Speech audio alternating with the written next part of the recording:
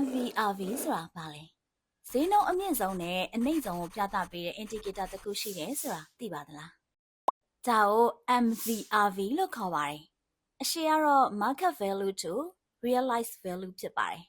MVRV ဆိုတာကတော့ဥပမာပြောရရင် Bitcoin ရဲ့ဖြစ်တဲ့ဈေးနှုန်းနဲ့လူတွေပေးချင်တဲ့ဈေးနှုန်းနှစ်ခုကိုနှိုင်းယှဉ်ပေးပါတယ်ဈေးကွက်တန်ဖိုးကဒီနေ့တွေ့ရတဲ့ဈေးနှုန်းဖြစ်ပါတယ်